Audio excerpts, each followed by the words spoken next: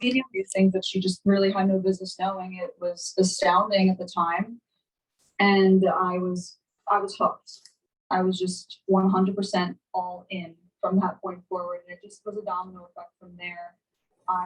So the medium had cards, angel cards, oracle cards, as she called them. And I bought that same deck. I went on and bought that same deck by Doreen Virtue, who about 5 to 7 years ago actually came out and said, I'm not selling these cards anymore. God told me that these are demonic. I can't do this. I want to pull back all of my inventory to my books out. She was the traveling the world. She lived in Hawaii, making so much money from doing this stuff, and just all of it. The price being here. And so when I heard that years ago, this is when I was really deep into all of it. I thought, well, she lost her mind, but it's kind of a full circle moment. I went out on these cards. Right, I lost my mind. I was a goofy one.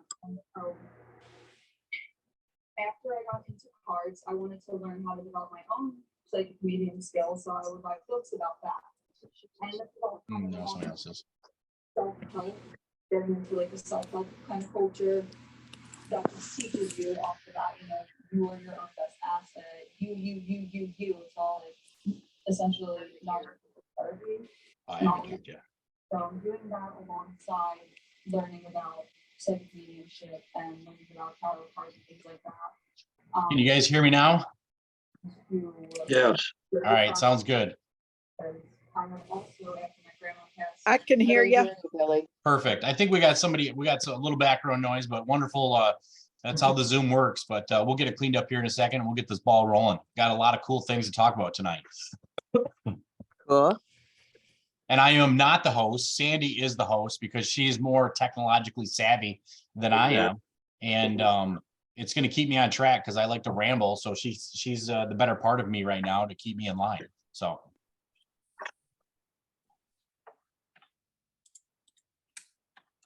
And I'm going to fix my screen so I can see the PowerPoint because I don't even know what we're talking about tonight.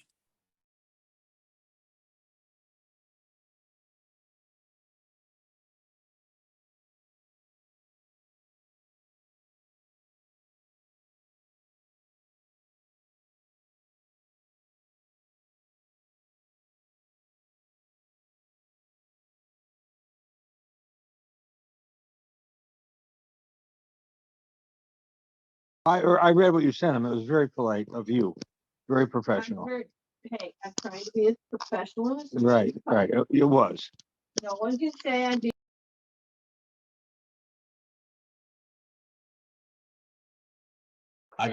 Can you guys hear me now?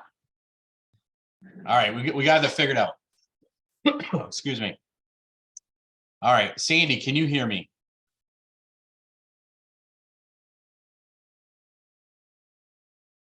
All right, we just got to find Sandy. I think she got booted. There you are. You're muted. Yes, I can hear you. All right. I just told everybody, welcome to our second annual Zoom meeting, where success is achieved through leadership, actions, and accountability. And we have a wonderful Zoom program for you guys tonight. Sandy did a great job of putting it together, and I'm actually curious what we're talking about tonight. So, no, I'm kidding. She did work very hard on it. I sent her my notes, and God bless her. And so I do know what the slides look like, unfortunately. Otherwise, I'd like to be surprised. So without further ado, Sandy, why don't you once again give everybody a little bit of your background, because I think it's important that people know you too. Thanks, Billy. Hello, everybody. I'm Sandy Kiesel, and I have been running the Election Integrity Fund and Force organization. It's a nonprofit, nonpartisan organization for the last 2 years. Before that, I grew up in corporate America, spent 20 years growing up in the auto industry, and then transferred over to consulting and worked with all kinds of different companies, everything from government agencies to healthcare to manufacturing and high technology. And spent a year over in Germany and got to see what living in socialism was like, and came back to the United States and got very involved in this because I don't want to see us lose our freedoms. Amen. So with that, I'll turn it back to Billy. All right. last Zoom meeting, we fixed everything, so we got our Zoom glitches fixed, but bear with us because my kids are at softball practice, so we don't exactly know what we're doing, but they told me what to do before they left and gave Sandy clear directions on what to do. So we will make it through this Zoom meeting. I'm gonna shrink my screen a little bit. I was gonna say, can you guys all see everything that's on the screen, or is it fading off the screen for you? Everybody's That's muted. good. We can see, Okay. we can see everything. Okay, Okay, good. awesome. So this is our platform, and this is what's going to make us successful going forward in the MIGOP. One of the things that we need to do right off the bat is have clear and concise leadership that inspires our candidates, the people of Michigan, and our Republican base. And that's what Sandy and I and our team and a lot of the delegates that have joined our initiative are excited to do in this upcoming years to come. Or excuse me. Also, too, leadership is not all smoke and mirrors. We also have to have an agenda and a clear size and training. We have a lot of stuff we have a lot of things in place with a very short time to do it. We have an odd year now, and we have a very aggressive revenue stream that Sandy and I want to put together. Plus, we also have a very aggressive election integrity program, which will be next week, that we need to get off and running. And we need to recreate our imaging with the people, not only for Michigan, but for the United States, for people to take us seriously. Tuscola County used to be the laughing stock of all the counties. We never had a good party. We only had 5 delegates. Roy's on here with us tonight. God bless him. He's probably Mr. Tuscola County himself. Probably one of our oldest delegates that have pride and true a patriot. One of the gentlemen that elected me to chair at Tuscola County. And we grew it from 5 delegates to, I think right now we're at 104. And we want to take that same image that we did in Tuscola County and apply it to the state level. So the things that I'm going to talk about tonight, we have already put into practice on a small scale in the GOP party in Tuscola. And we can blow that up really, really easy to a larger picture at the state level. With that being said, we're ready to go. Next slide, Sandy.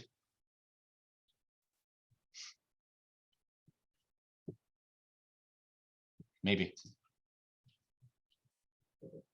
I'm trying, it's not switching. That's all right.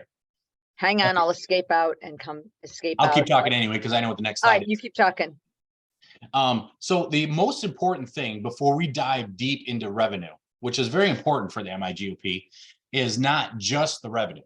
It's how the revenue is accountable, is transparent to the people. And right now we have a more of a, how would we say it? A British form of MIGOP, where there's a king and a queen, and they hold all the money and they tell you what to do. Monarchy, as we could say. And we need to turn it into a republic. But it's hard to do with money. So how do you do that with money? We need to create a certain set of bylaws that answer back to the people. And so when in our companies, when I'm using funds in my company, I can use them any way I want. And I kind of like a lot like Ron was doing. But when you take other people's money as a donation and a gift to you to make Michigan better again, you need to be completely transparent about it. And we're going to share some of the transparencies that we haven't seen in a long time with you guys tonight. But before that, we have to have a very clear set of bylaws that creates unity and accountability. And what I mean by that is the bylaws need to state that there's a 2-party check system. And we already do that in our town in Tuscola County. Myself and the treasurer have to sign the check, and it's in our bylaws. That way, if God forbid something happens to me, they have to, before they can spend any money, they have to, what's the word? I'm drawing a blank. Vote in a new chair. Same thing with the treasurer. That way the people are always in control of the checkbook, not just one person. And it's very important to have this check and balance system when you're dealing with donors' money. And when you do that, it's going to increase the donor revenue system, just the generosity from everybody's hearts, because transparency is key. Now, unfortunately, for a very, very long time, and you'll see it in the upcoming slides, we also have to have legislative accountability. And so right now, if they take lobby money without MIGOP approval, then they will lose future funding. Because right now, any lobbyist can go up to any one of our senators or any one of our reps and say, here's 10 grand, go do my bidding. No, that's not answering to the people. That's taking money, putting it in your pocket, and creating an agenda that doesn't help your people. And so our bylaws in Tuscola County also state, and we will need to implement this into our new Michigan GOP Constitution, that states the legislators need to report back to the people. And if they don't, and they don't uphold the platform, and they don't do the bidding of the people of their district, we will no longer support them as a Republican representative. And we are open for business to find a better, more Christ-centered leader for your community. We did this in Tuscola County. It was very successful. We did it in our last election, and we cleaned up our commissioners. And this year we sat down and said, what does 2024 look like? We are looking for a more constitutional sheriff, which is very important. And we're also looking at our judicial system. We have a judge that's appointed by Whitmer that has extended his arm a little bit too far and is encroaching on the people. So with this new MIGOP Constitution that we want to set forth, it's going to set the tone for unity, transparency, accountability, and responsibility at every level. Not just the chair, not just the elected, or not just the executive committee, not just the delegates, not just the legislators. We are all in this together. And no more will we let money be laundered in our system. And that's what's been happening for quite some time. And we'll cover that in the next slide. Okay, here's where we're at. Here's the current status of the MIGOP funding. And this was shared to us. I think it was December 13th.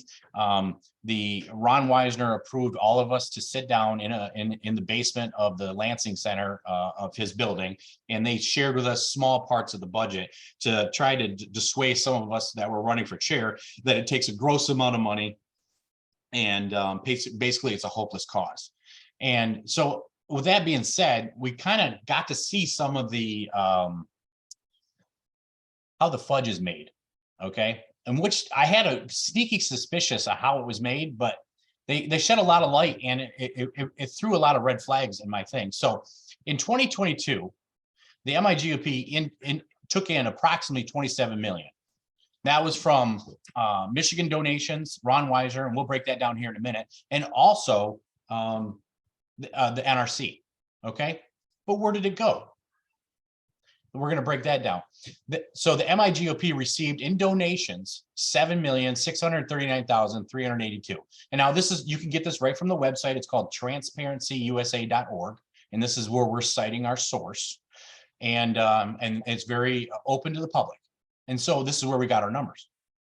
Where did it come from? Ron Weisner personally gave 3.2 million. There was another 800 donors last election cycle that gave another 4.3 million. 90% of the 4.3 million came from the top 25 donors.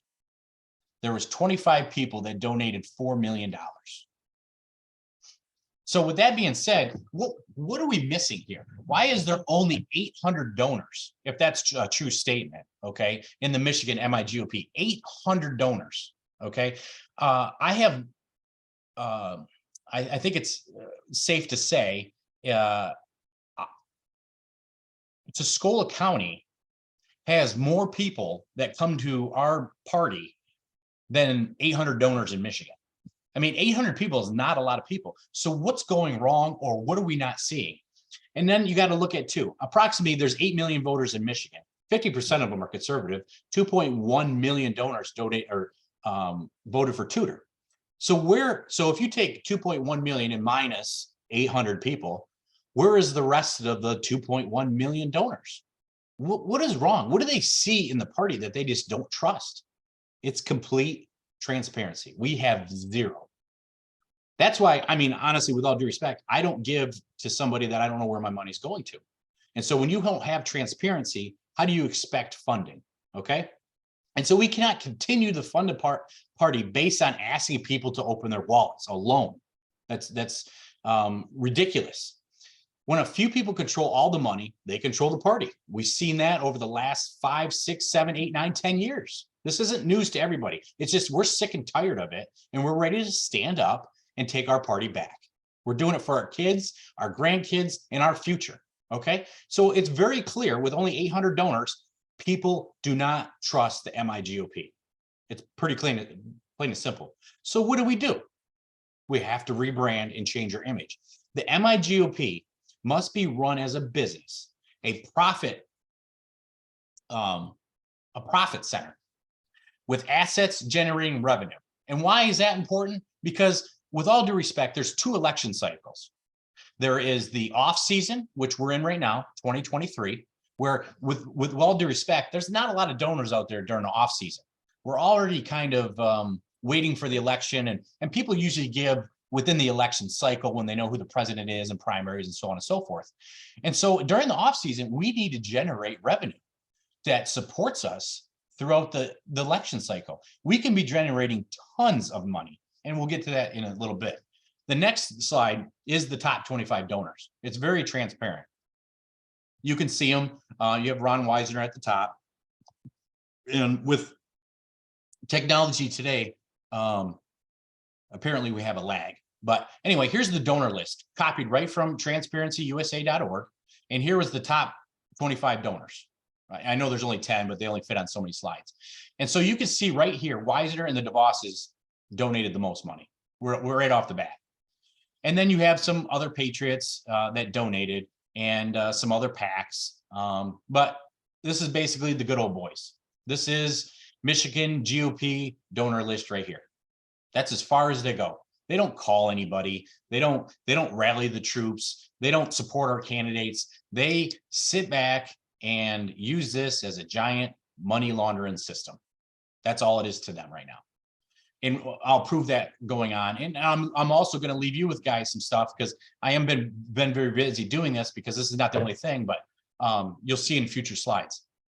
So here we have party corruption. We know that. And money is the root of all evil. So what do? We have a lot of major donors that donate to the party, and the party pays them more than they donate. You're going to see in the expenditure list coming up. Continuously rewarding losers and bigger positions. You could see everything I'm telling you here, we can see November 8th. We also have big conglomerates that walk in, and I'm going to pick on some people. John, the Yob family. They failed previously, but was given approximately 16 million to deliver winning candidates from the RNC. The RNC wrote them a check and their firm, $16 million to give us winning candidates in 2022. Now, don't look at the candidates because I don't know who you were with the governor stuff, but we're just looking at this as how the MIG should be ran. They failed Craig. They got him the signature debacle. They failed Perry Johnson. They also were given a responsibility to get Republicans elected and failed in every category of the state. They failed in the reps, they failed in the senators, and they were even a part of some of our congressional lead, candidates that also failed. Now, we also have to look, now this gentleman is slated to take over the House Republican Campaign Committee for Michigan. That generates a lot of money. And so they're going to put their trust in this man to run the funds for them. And also, there's other people in Michigan, the row, failed to do that with candidates also. They kind of like, this is your side of the state, this is my side of the state, you take this, I take that, and let's live and live on.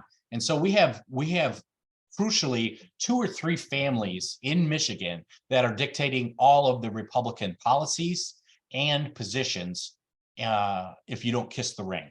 And honestly, that's what we're battling today as chairs. You're going to see as this race develops, there's going to be candidates that, well, we haven't one more day. I guarantee you there will be a candidate that joins from some force of DeVos camp because they haven't cook the books enough yet. And what they'll do is they'll support 5 or 6 or 7 candidates, even in this chair race, and make sure that their horse wins. When you bet on all the horses, you win, right? Well, I'll tell you what right now, Billy and Sandy stand alone. I'm not going to speak for any of the other candidates, but I don't need his money. I don't want his job. I don't want his influence. And whatever he's been doing to win elections for our state, he's done a very terrible job at it. And I don't want him working for us anymore. The MIGOP let some of our candidates win at convention or primaries only to take them out in the general. You can see that. How many, there was an onside joke. How many conventions does it take to get rid of Matt and Christina? 2. They moved the April convention up and tried to get rid of Matt and Christina. And then they tried to do it again in August. A lot of us here went to convention. I do have a quick question. I'm going to rephrase because we have some new joiners. I'm talking about the Yobs, the Yob family and the Rowe family. So I hope that I've seen that pop up really quick because I'm on that part of the slide. And so their majority strategy company that they use to campaign for our candidates have failed us time and time again. MIT is broken and filled with cronyism, and they reward failure. You can see it. One of the things was stand up mission, or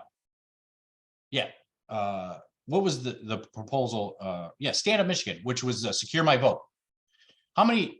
Ron Weisner himself said, we will give $1 a signature over the next 2 weeks.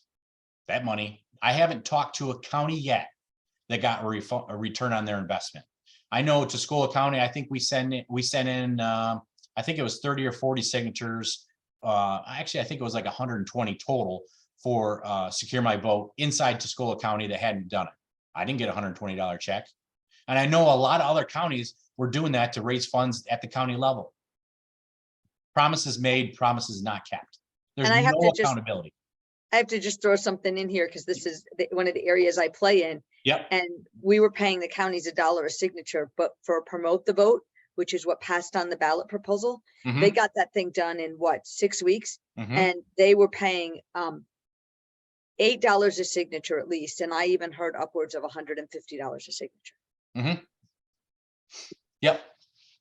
And so finally, the slide, this is not a time for MRGP leadership to lack experience running major organizations.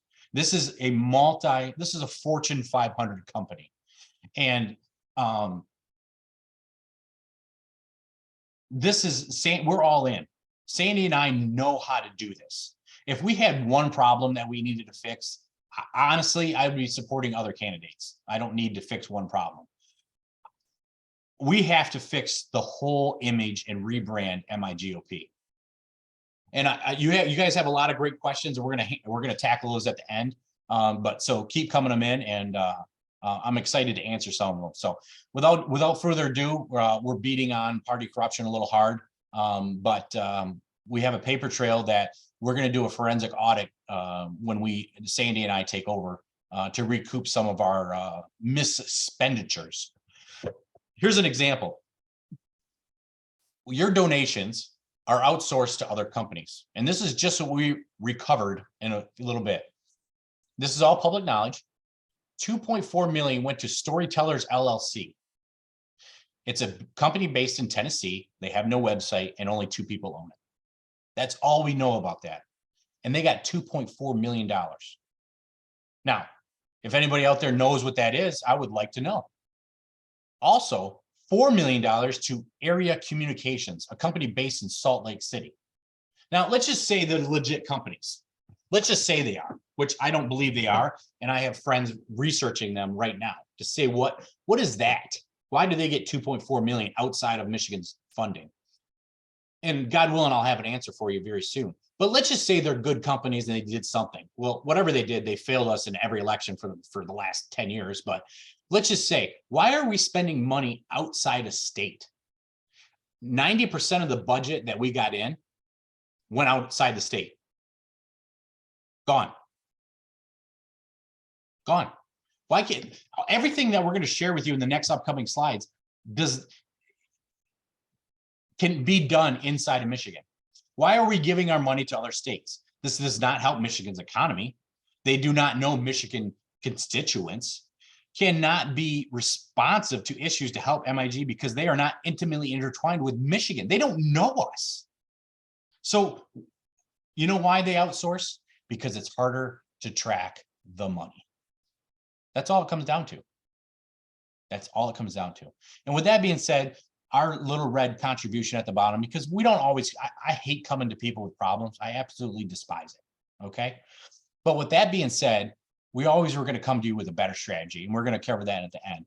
MIGOP needs to use Michigan vendors and modern approaches, fair market prices, and it is proven to be successful. We're getting gouged on our signage, our palm cards, our media outlets. We're paying 4 or 5 times the rate. Why?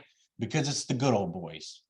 It's saying, hey, $1 for me, $1 for you, and 50 cents for the donors. That's not business. That's just terrible. Okay. Oh yeah, I'll fix my camera, but I'm getting very, very passionate. I'm not seeing myself. And so when I get passionate, I get closer to the screen, and I'm getting, Sandy and I made this PowerPoint. So I don't know. I didn't think I'd be so passionate because I've been doing it for the last 3 days. Anyway, back to real life. Candidates funding corruption. Okay. For the last 30 years, we've taken for granted our majority in our state. Okay. But we haven't gone on with the times. Technology is here. We need to move our primaries. We need to close our primaries. We need to use technology to our advantage. And unfortunately, the Democrats are about 5 or 6 years ahead of us. They've been berating us with Palm Pilots and iPads way before we even got access to it. But we cannot live in these archaic times anymore. And so what MIGOP has been doing is they've been using these archaic forms to keep us in the dark, to keep us, because it's easier to just let things look good on the outside than to make it complex, I'm sorry, on the inside. I'm getting cotton mouth. I should get some water. So we need to sharpen our image. And also too, we need to make our vendors that we choose accountable to us. They should go through a vetting program of, let me see your track record. What kind of candidates have you supported? What do you look like in the future? What are your rates? Why are you gouging us? Here's a perfect example that I've been sharing too, is that campaign sidekick that we used the last election cycle cost us $20,000 a month. $20,000 a month. And with all due respect, was completely useless. The program was just a debacle. I was on it. I still had trouble using it. And I talked to a lot of the candidates and they had trouble using it. And that was just a waste of money. And we have the infrastructure. We have the infrastructure to do this in-house and clean it up and keep it clean year after year after year. So let me take that $20,000 investment, buy a $10,000 server package. I've already priced it out. It's actually $10,200 to create a server package that not only will clean up our qualified voter rolls for our Republican poll watchers and poll challengers, that'll store that data, but it'll also store the data of every voter in Michigan and how they vote and what technology they use. We can be more efficient with our dollars instead of saying, let's send a palm card to 5,000 Republicans in the district of Tuscola County. Well, we don't need to do that, because with all due respect, it's easier to use a 25 cent, and I'm being facetious, I don't know the full rates, but a 4-cent text than it is a $5 palm card. Then we look at, okay, we reached 4,000 people with that 25-cent text. We just saved it oodles of money, but we still didn't reach the 1,000. Why didn't we reach the 1,000? Well, they're not maybe technologically savvy. Maybe they refuse our phone. So now we'll know who the 10,000 or the 1,000 people left over, send them a Palm card in the mail. Maybe they're old fashioned. Maybe they don't like technology. We can customize our message to not only make us more votes and get our message out, but to be profitable in the same time frame. It's ludicrous. And this money laundering is hurting our candidates and giving the Dems control year after year after year. And we're proving it. We're being completely transparent, Sandy and I, and we're diving deeper. And we also, with all due respect, and I love you guys, and we also have full-time jobs too. Sandy is, God bless her, she's really, really doing a great job with EIF, and I still have to provide for my family. But that's what Republicans do. They see a need and they rise up to the challenge. That's where we're at. I'm I'm rambling. going to talk a little bit here, Billy, because Please I do. have firsthand experience on the texting thing. You know, the establishment with their standard vendors wanted to charge me between 20 and 25 cents. It was 11 cents for the text, and then either 4 for the messaging and 5 for the name, or vice versa. I don't remember how the 4 and 5 was, but that was 20 cents. And I went on the outside and found a vendor that was able to deliver it for me for 4 cents. And what's interesting about that is they didn't charge me anything for the list of names, because they had that already, and they didn't charge me anything to develop the message. We did that together and sent the message out. And you know, what's happening to that extra money? Well, it's going to line the pockets of select people. And, you know, that's just one example. And the texting that we did actually was targeted to very specific people. We did different things to different people based on the data that we had for those people. So if it was a Trump supporter, they got something about, you know, getting Trump support. If it was somebody who was, you know, an NRA supporter, they got something along those lines. And so, but our vendors aren't doing that. And that's just my firsthand experience doing it. Yeah. No, and you are a prime example. Sandy, you ran a very successful campaign, and you've seen firsthand how many people try to get in your pocket and say, oh, I'm the best campaign manager in the world, I'll get you elected, I just need my $10,000 a month. Actually, it was kind of funny because I didn't hire a campaign manager, and you know, I got in the race way late because I was begged to do it because we had a Republican that they didn't think was good running. And really, I only ran for about 7 weeks, and she'd been in politics for, I don't know, 15 years or so. And I gave a speech and kind of did the, you know, who I am story and what I was running for and why. And Lisa McLean and her husband were there. And her husband happened to be standing next to my husband and said, hey, did you guys hire some really high priced consultant to put this together for you? And he looked at him and said, no, we just did it. You know, we just did it ourselves. And, you know, but it's not any different than really taking care of a company. You know, if you're taking care of a company, it's the same concept. Amen. Amen. So this is the part of the slide that I'm excited about. What do we do different? Okay. And like I've been telling everybody, we're not going to come to you with problems if we don't have solutions. And here's the solutions. And this is a very aggressive revenue plan. Okay.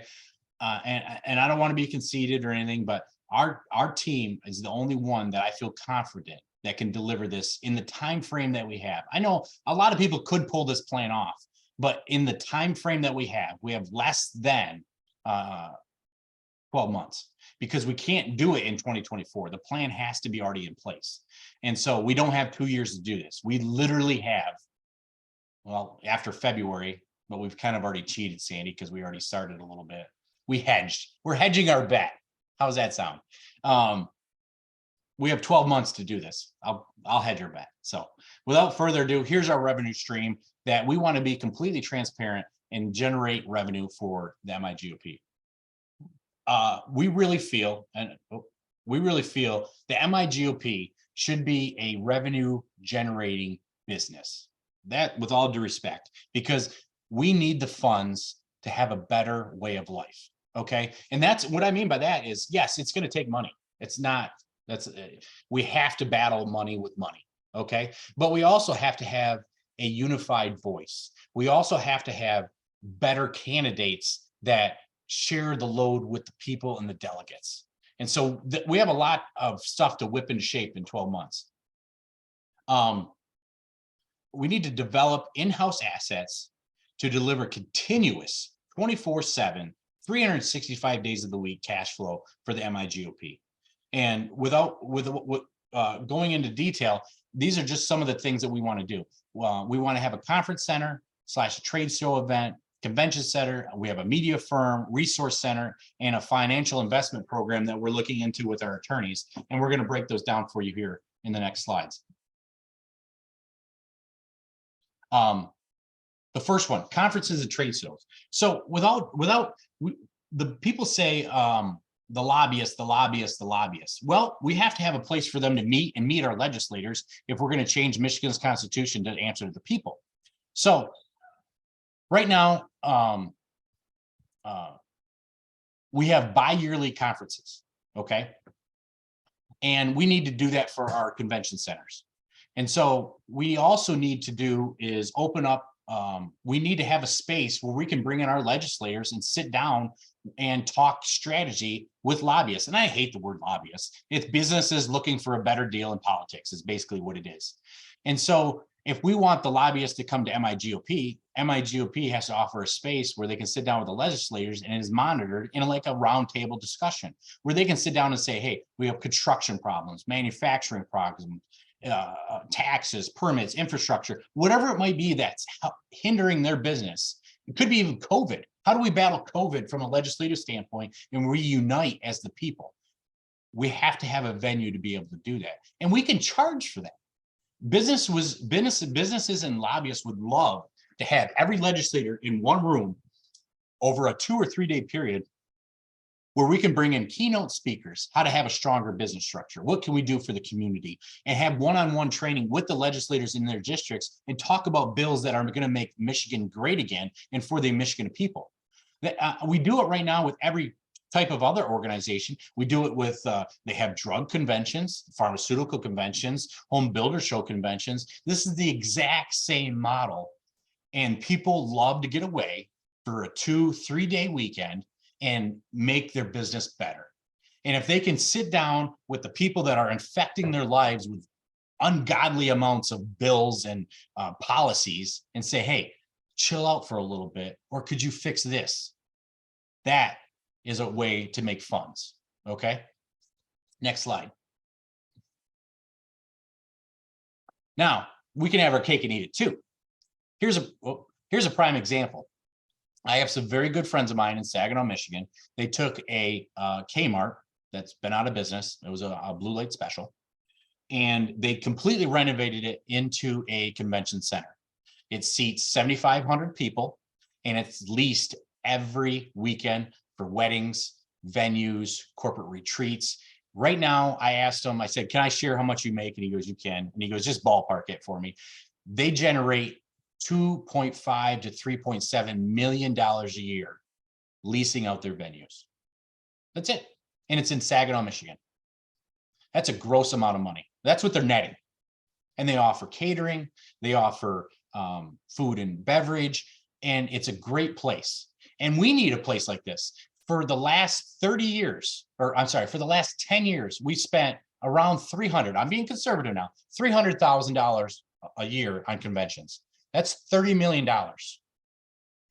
In 4 conventions, we could have our own place, completely renovated and cash flowing in 12 months. It's a pride and true. Here's another prime example. Sandy and I passed the Palace of Auburn Hills. They completely demolished it. That thing was for sale for 15 years. That would have been a perfect venue for that new MIGOP headquarters for their conventions. They could have been leased out to schools, high schools, colleges, and still been a sporting arena for the community in its area. It's just missed opportunity after missed opportunity after missed opportunity. But you know why it's a missed opportunity? Business people do this all the time. It's because they don't care. They want their money in their pockets. They don't answer to you. They don't answer to me. It's their money. They'll take the donations. They'll put them in their pockets. And they don't really care. And year after year, every 2 years, they come back into you and say, oh, give us some more money. I'll take your $25. I'm the best rep there was in the world. Please, forgive me for my sins. I'll do better next time. No more. No more. We're going to create an infrastructure that other states are going to be jealous of. And that when we have the brand new shiny MIGOP, other states not only will be jealous of us, but God willing, we can rob some of their ideas and just take over. I would like to make so that MIGOP is the sign headquarters of the world. We'd be printing every Republican sign in the United States because we're the cheapest, fastest, and most efficient. Why don't people use Michigan to be outsourced? Hey, we're going to make a ton of money. Next slide. I waited for you to daydream. Media firm. Right now, our media firm, we don't have one. We don't have a voice. And that's what really, really hurt us in this last election. We need a strong media firm, podcasting, where we can publish online news and letters, not only for what's going on in Michigan, but what's going on in the nation and in our counties. People need to know what is going great in your county level so we can spread the wealth and the ideas to other counties. And that when we had our show, we had paid advertisers that would love to be around that aura. There's certain genres of advertising that advertisers only want to be around. And we fit that profile. We do. We can have our own newsletter, our own advertisers, our own subscriptions, our own online podcast. With all due respect, we have a lot of people doing that. The War Room, Trucker Randy, we have people doing it right now.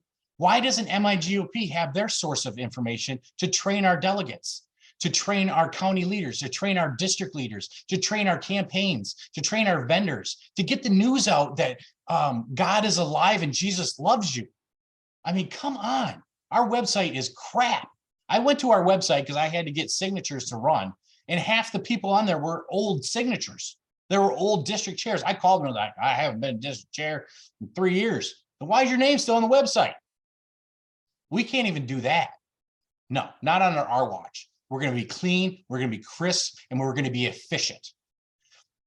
We should be able to print our own flyers, banners, and yard signs, pennies on the dollar, outsource them to other states, and make sure that not only our candidates are taken care of financially, but also cost efficient wise.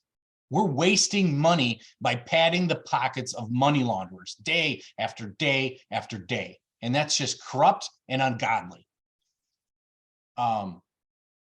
Web design capabilities. We have beautiful people all day long that can make a candidate website that quick. We're on the map. We should be our own advertising firm. Now, this is even in the off season. We are good. We're excellent at promoting candidates. We have great companies out there. Why can't we do it ourselves for shampoo in the off season? We have thousands of ways to make money in our own genre, which we're already good at. We don't even have to go outside the envelope. This is going to create unbelievable amounts of cash flow. That's what this is for. 24/7 cash flow. Okay. Then we can take that money and we can cram it down every Democrat's throat.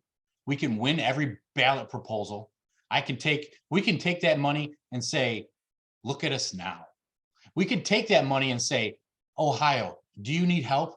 We see you have a hard election coming. We need Governor so-and-so. We have your back. We'll give you some money on a loan. We don't have to give money away. I'll give it to you at 5% interest. We'll do a land contract. I love you guys. Pay to play, man. Get in there. Keep going. Oh, I gotta move my screen again. Here we go. This is another genius thing that we were working on.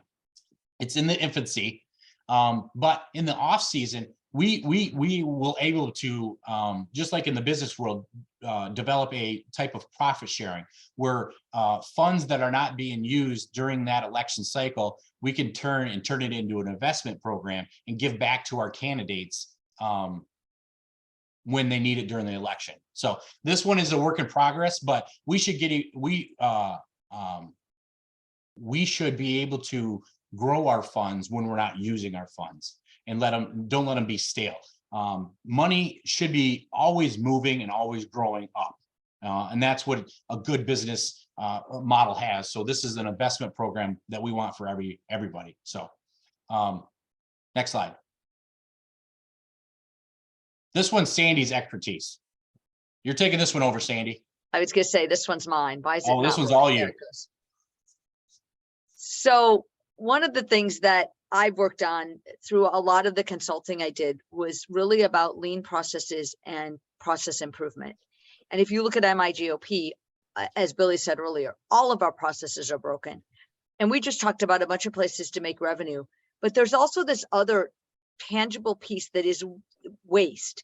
And waste is tangible. And we have a ton of waste in our process. And I'm going to talk about this just from the standpoint of candidates. So the different types of waste, there's extra processing. So we're not targeting the right candidates with the right type of information. I'm sorry, the right constituents with the right type of information. We're blanket mailing out palm cards or whatever, instead of targeting exactly who we need to. So then instead of being able to hit a constituent that's going to vote once or twice or 3 times, we've got to hit them 10 or 12 times because we're missing what is important to them. So we're doing extra processing because of that. We're creating searching motion in the process because a lot of our constituents don't know what our message is. So they spend forever trying to search and figure out who we are. We have to do a better job of defining who that is, who we are, who our candidates are, and what our candidates are running for, so that we can have that done and done right. Waiting. This is around our primaries, because our primaries are way too late. You know, if you look at the August primary, and then you get into the fact that, you know, we now have Prop 2, we have mail-in voting, we have 9-day early voting. We don't have time for our candidates to even get the support that they need in time to be successful in the general election. So we have got to move our primaries up. I know that the Democrats are suggesting that, and I think we need to support them on this one. It's a place where we can make a win. And if we do that, then we won't have our candidates sitting around waiting for the primary before they can go after their real opponent, which is the Democrat. Inventory. Again, our inventory, if you think about where our signs are, where our literature is, where, you know, the way we're doing this with these old style forms of campaigning, the inventory is never in the right place and it's never targeted in the right way. So we're also using transportation. How did we get our message out in this last election? As Billy said, we used Campaign Sidekick, which was horrible. The data in it was awful. And we were door knocking. Now, I don't know how many of you guys have ever door knocked, but you probably hit one person every, 15 minutes if you're lucky, because most of the doors you go to, nobody answers. And then when somebody does answer, if your data is good, you might get one person. And that person may or may not be a person that's going to, you know, help you get elected. And you can flip some votes that way, but it's so few. If we were using a different form of transportation with text, Facebook, Google ads, those types of things that can be targeted to the person based on the data we have on them, we would do a much better job of reaching our constituents and getting them to vote. And then reworking, because we're not doing a good job of defining what our candidates need to be and what their message is, we end up reworking their campaign constantly, because the Democrats are then defining who that person is. And once they define who we are, we end up on the back end playing defense. And, you know, if you look at what Billy and I are running on with leadership, actions, and accountability, you've heard us say that now over and over and over again. We have defined that. How many of our candidates in this 2022 cycle that we all voted for because we wanted our Republicans to win. But how many of them can you stand here right now and say what their three principles were, what they were running on, et cetera? We need to do a better job of that so that we're not reworking our campaigns because the Democrats have defined who we are.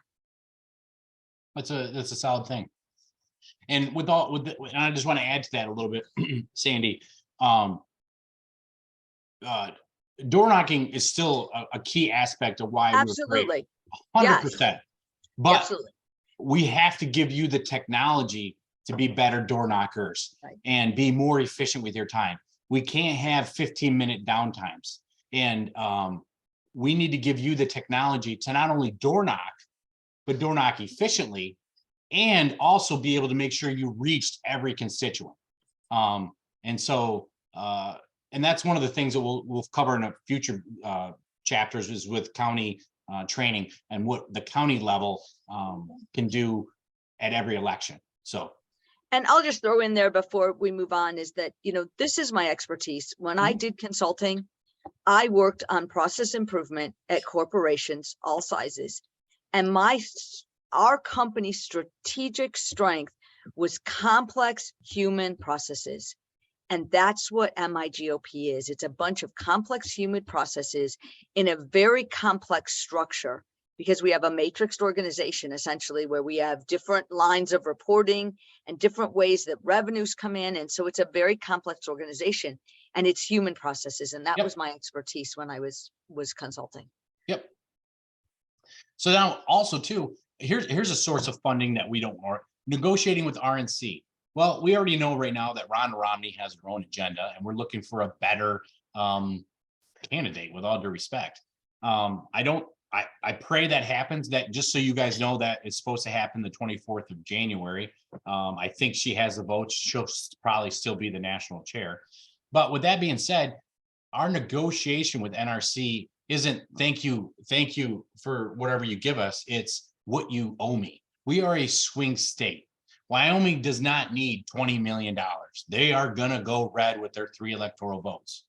I can help you go red in Michigan, but we need to sit down and strategize. I need the funds to do my job in Michigan. I know Michigan. I don't need you over my shoulder micromanaging every word that I say. So give me the money. Do not give the vendors the money. They are squandering it. They are putting it in their pocket. Give it to the MIGOP, who the purse is handled by the delegates, and we will dole the funds out where we deem necessary to get the job done and to win big. If you come into our state and you use our candidates to raise money, I want a return on investment. They did that with Matt. They did that with Christina. They did that with Patrick Colbeck. They did that with John James. They did that with Lisa McCain. And guess what we got in return? Hey, I'll give you some money back, but I'm giving it to the Yob family. What the? Come on, people. That's not business. That's padding the purse. So I'm getting worked up, Sandy. Fundraisers. This is going to be key at the district level and the county levels, and it's important. And here's why. We should have district fundraisers, and this is how it should be done. It should be a shared event with state party and the districts. Why? Because we can bring keynote speakers, we can bring fervor, and we can bring the venues to every district. We should have, all districts should have a fundraiser with the state party, and it's a 50-50 split. We'll take care of all the upfront expenses, and you get 50% of the profit. And then that makes sure that the district money is used to support area races like sheriffs, school boards, libraries, commissioners, whatever you need it for. That's where that money needs to stay. And then we can bring in great people to speak, to educate, specific to your district. We have farming districts, we have rural districts, we have UP districts, we have Wayne County districts, we have farming, all of it. We will personalize a venue for your people to educate themselves on what we need to do in the upcoming futures. So not only are we having a little bit of fun, but we're also getting ready for the election year and supporting our local candidates. Partnership fundraisers. This is something that we haven't done in a long time, and I've already talked to a lot of different venues, and the NRA is begging to come to Michigan. because they know that Michigan is very vulnerable over the next 2 years, very, very vulnerable. And they would love to partner and have 4 or 5 different partnership fundraisers from the UP. They actually want to do 2 in the UP and 2 in the lower Michigan over the next 2 years. That's 8 fundraisers. Not only that, it's an event. They want to have a whole sporting event where you can bring your kids, learn about gun. I mean, it's a huge event, and they want to partner with us. That's awesome. That's a way to get our message out and show that we're strong and we're ready to go. I think we just backed up a flag. I was moving you on to the next one, but then you were still talking, so I moved back. Are you No, ready to go? I paused because you were moving. So it's not me, it's you. Okay, All right. good. Yes. Fine. Partner partner. So here's where we're at. Lobbyists disclosed about 44.2 million in spending in 2021. This is what they spent, not what they paid. Okay, that's crazy amount of money. Okay, and there's a significant opportunity to reduce the spending of corporates on lobbyists. And let me explain that. If they have one source, I think that might be in the next, I might be jumping ahead. But if they can come just to the delegates of the MIGOP during our corporate roundtable discussions, not only can we show them how they can save money at the corporate level in Michigan, instead of spending $1.5 million that they would have earmarked for lobbying, and I can say, you can spend $1 million, you save $500,000, and we have a convention style event where we get together every quarter and say, how can we help you be a better business? They save money, we save money, it's a win-win.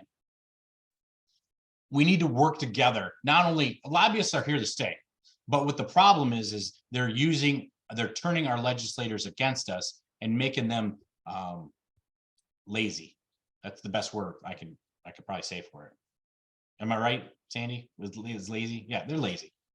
And we have built, I've talked to, in my industry alone, I've talked to about 40 different corporations right now that are willing to earmark a percentage of their funds and donate it to the MIGOP, as long as they have direct access to our legislators and to be able to talk to them freely. And I express that, that's fine, but there is no strings attached. And if it's not good for my people, it's not going to happen. And so that's what I've told the lobbyists. And I think it's pretty self-explanatory. I can't really beat a dead horse on that one. All right, here's what our fiscal outlook looks like. We need to bring all this together. It'll rebuild us, rebrand us, and expand the MIGOP. By Christmas of 2023, we will have an infrastructure in place and a profit generating to support our wins in 2024. Okay. Other candidates have said they will bring donations. That's great. God bless them. We'll be accepting those donations also. That's a joke. I'm trying to be funny. I did say LOL. Doesn't LOL mean joke? I think. Whatever. Doesn't matter. We cannot continue to fund this party on donations alone. We are not Democrats. Okay. Democrats squander money, steal money, launder money, give it to Ukraine, give it back to me through FTX, whatever you want to do. We are not Democrats. We are Republicans that work hard for our cash and work hard for our families and our friends. And so what? You know what? Let's do what we do best. Let's make some money. Okay. There is no plan by any other candidate to create MIG as a self-funding machine. Sandy and I are outspoken about it, and we're the only ones that can pull this off. And here's the caveat. I haven't even talked about the donors yet. I haven't said one thing about a donor. The donors will be excited to be on the new and approved MIGOP. They will want to contribute to a clean, transparent, organized, with a vision that inspires an action and that enable an accountability for success. It's clean and simple. You show them the way to be a better Michigan, they'll be excited to not only donate again, but we will expand and get new donors. We have a donor list that's phenomenal, and we have an infrastructure of callers and texters that work on commission only for the MIGOP. That's the only way they will receive money is 24/7. How can you help the MIGOP donor list? But what is awesome is all the financial things that we just walked through. We haven't even talked about the donors. That's just gravy on top. That is literally just gravy on top. I don't remember if there's another slide, Sandy. That is it. Awesome. And so without further ado, I'm going to open up. There were some wonderful questions in here. And Sandy, you take one, I'll take one or whatever. But in the chat room, there's a bunch of questions and I just lost it. Here it is back again. I'm going back to the top. And I'm sorry, I was really excited about getting through this program. So I'm going to skip through some of these questions. I already cleaned up my sound. Yeah. We knew it was really long, so we tried to push through and then figured we'd Exactly. take questions at the end. Yeah. So maybe while you're looking at that, Billy, I'll take one of the questions that's Denise Love, you've had your hand up for a really long time.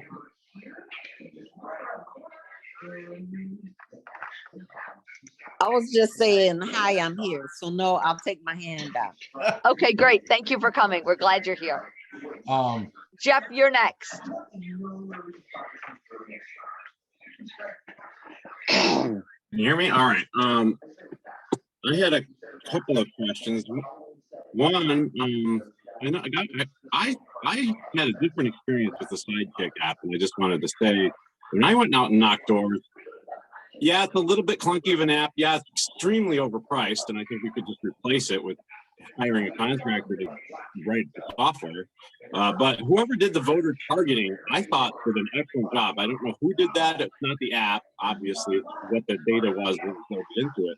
But when I knocked those doors, this was the most effective use of time from a targeting standpoint versus any other campaign I've ever knocked doors on. When I followed that campaign Sidekick app this year, it would have me go to about 1 out of every 6 doors. And the ones that I did talk to, it was 50-50. Every other house one was either undecided or had recently decided to vote for Dixon. And the ones that were undecided were ones that were convertible because 100% was my conversion rate.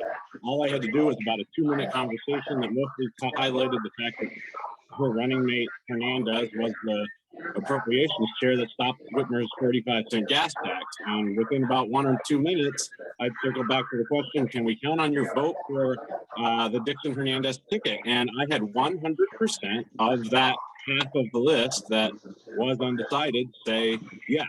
So I had no problem with the targeting. I thought the targeting was amazing. Anyway, I do think it is way too pricey, and I don't know. I'd like to know who did the targeting though, because I disagree and feel that it really wasn't very well targeted. It just we just didn't get the message out there. So maybe I just had an extreme luck, an extreme set of coincidences when I hit those doors. But in 10 years of doing this, I've never had anything that felt nearly anywhere near as effective. Sandy, The concept, I think, mute hang that on, I'm one going to person? mute everybody, you guys, because everybody we're hearing a bunch of Yeah. things. You could click them too. So, my experience, Jeff, was exactly the opposite. Most of my team ended up using paper walk lists from previous elections because the campaign Sidekick was so bad. We would get into neighborhoods and it would stop working altogether. People's phones were running out of juice. We were knocking on a ton of Democrat stores.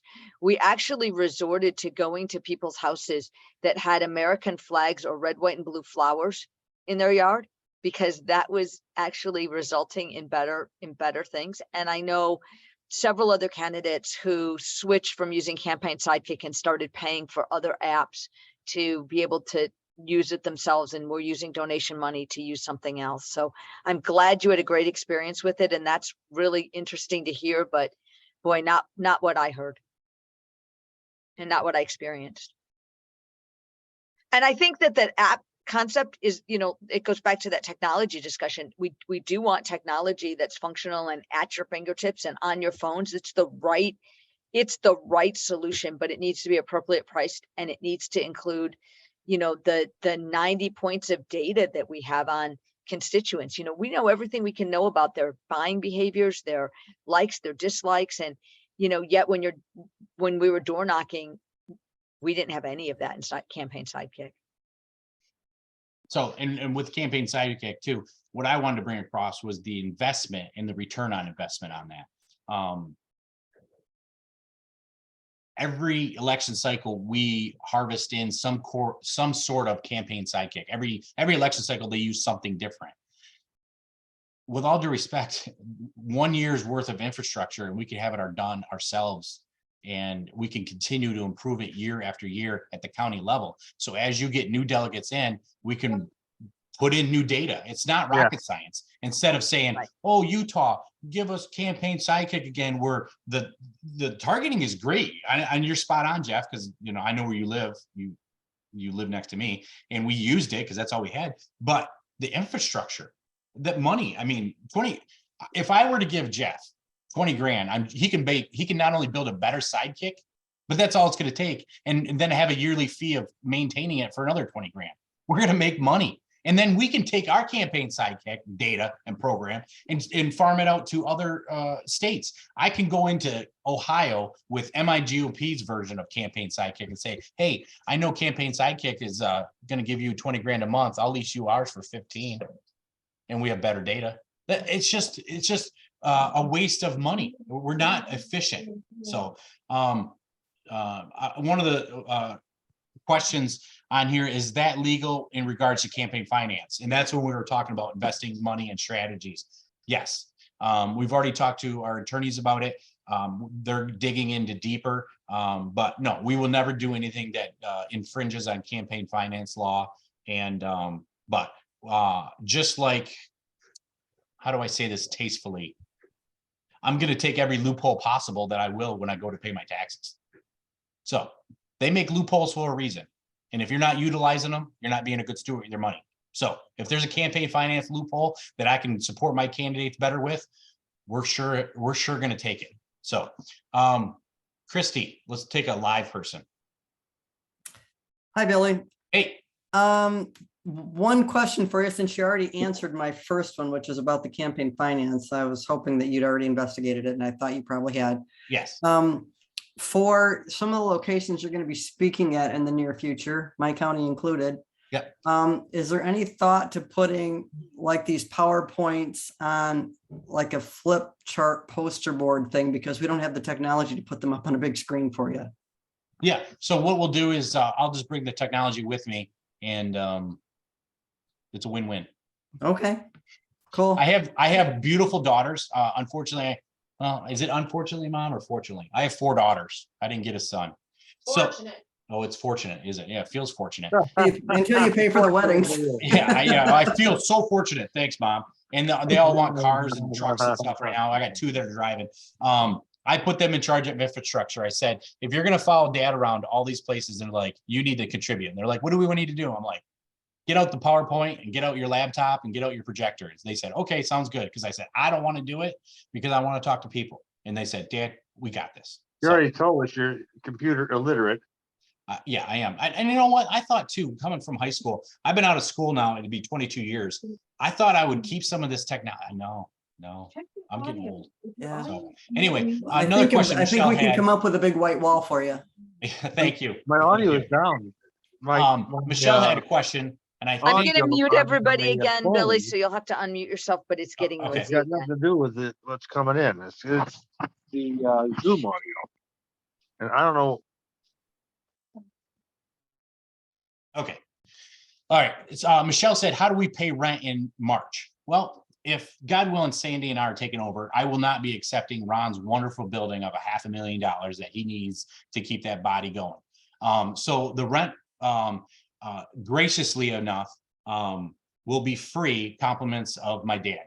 He's already offers us a space. It's 22,000 square feet. And if he says, if you need that infrastructure, he's donating it to the MIGOP during the terms of our service, and compliments of him. So God bless him for that. So we will have a roof over our heads and free infrastructure for the foreseeable 2.5 years. I hope that answers your question. That's one of the gifts for my dad. He gave a gift to every one of his sons. My brother, we just got done building a $8 million hospital for him. We just finished it in Tuscola County. A lot of my Tuscola County friends are recognized. I'll show you a picture. I'm pretty proud of him. My brother built it for him. And my other brother, Brandon, he's an architect. We bought him a tractor. So I guess Blake, he got the better deal. I don't know. So door knocking. Door knocking is very important, but the way we door knock is crucial. We have to be efficient. We have to have our own database, and we need to teach our county leaders how to be efficient in door knocking instead of just let's throw dirt at the wall and see what sticks. Not only are we going to do our primitive forms of campaigning, but we're going to upgrade and come up to the 21st century and bring in technology that we all can use efficiently to beat the Dems, because we need every weapon possible. And it can be done. It's just, with all due respect to our last leadership, it's just laziness, sheer laziness. And that's why we have what we have today. We didn't keep them accountable, and now we're back. The boys are back in town, and it's time to ship up or shape out, or what is that saying? Shape up or ship out, something like that. I don't know. Brittany. Hi, sorry. Was getting No, that's my okay. kids in the bath. So I'm a precinct delegate, Linden City. You probably don't know where that is. So Genesee County. Oh, you do. You're nodding. Okay. I know where that is. I used to live in Flushing and Grand Blanc. Okay. Well, these are my old stomping grounds. So, anyways, my question is, I personally feel like 2022, I think most of us feel like there was some sort of fraud that happened. And I honestly, I mean, I believe Ron Weiser wanted us to lose because he got paid probably by somebody else to help us not win. But going forward, we want to keep winning, right? So we think 2020, there was a lot of discrepancies. What are we going to do as a party? Because you know they're going to do it again. They keep perfecting the art of mail. And now we have Prop 2 that we have to work against or work with. I don't know what you want to say, but Yep. I know many of us feel really discouraged, and I'm trying to move forward, and I like having direction. So Yep. moving forward, they're going to cheat again. What are we going to do to counteract cheating? Do we have a plan? Or are we just going to try to get more advertising out, or? No, we do. Sandy and I have a very, very detailed plan, and I love where your hat is, or your thinking is, Brittany. And so last week we did county preparedness. This week we're doing revenue, and next week we're doing the full blown what everybody's excited about, how we're going to win and how we're going to beat the Dems in 2024. So I don't want to let the cat out of the bag, but I'm excited about it. But that's where Sandy shines, and you're beating me to the punch. You're reading ahead, Brittany. Yeah, I'll say just a little bit. You know, Brittany, we just did the recount, and of the data that we have back in on the recount, we had 44% of the precincts that we looked into had some sort of a problem. Whether that was that they didn't balance, that ballots were missing, that ballots were tampered with, that the counts didn't match what the machine counts were. You know, at election integrity, when we started, we didn't even know what to ask, you know? And Right. This has been a learning curve, definitely. It has been a for huge everyone. learning curve. Exactly. Yeah. And, you know, EIF is the premier organization in data. Our qualified voter file is a mess. So you're not off in thinking that there were issues with this election. There absolutely were. And I'll just leave it at that until next week. And we'll talk more about, you know, what the strategy is and where we're going. And certainly Prop 2 changes things, because we have to function within the laws, and those laws have now changed. I'm now on the executive board for Genesee County as well. And we're going to have a committee for election integrity. And if you guys are elected, it would be great if you could come to a GOP meeting at some point to help us. So, Yeah, and whether I'm elected or not, from an election integrity standpoint, we're more than willing to help. You know, EIF is a great group of volunteers, and those people have just worked absolutely positively tirelessly. A lot of them, the week of the recount, didn't eat, didn't sleep. I know for 4 days I had one meal and I pulled an all-nighter. So that's the kind of dedication that those people have put into this. And so they're there to help. They're there to help in the counties, because we know at the county level, that's where we have to function. Yep. Now, my understanding was EIF, if you were associated with that, you were not allowed to participate in the recount. Is that correct? No, EIF was the one who raised the money and delivered that effort. I just thought our so our county clerk or whatever she is, Leslie something, if you were associated with EIF, she did not want you to be a volunteer for the recount. There, I don't know if you've been paying attention to my county, is that? So actually, Genesee is one of the ones we've been paying attention to because it's quite messy. It was not that you weren't allowed to participate as a volunteer. They were trying to prevent people who were EIF people, because we understand the elections, and they were trying to prevent those people from being workers. Because yes, so that did go on. And the clerks in many places, not just Genesee, did send out messages to all of the people who volunteered, saying that they were full and they were, volunteered to be workers, that they were full and they didn't need anybody else. And we actually ended up shorthanded a couple days because so many of our volunteers got those letters from the clerk and didn't realize that we still needed people, because just like Prop 2, they worded it poorly so that there'd be confusion. Okay, well, thank you. That was, We'll try to talk be more on next week, and I too. hope you'll come Yep. back next week to hear about election integrity. Thank you. Go ahead, Dawn.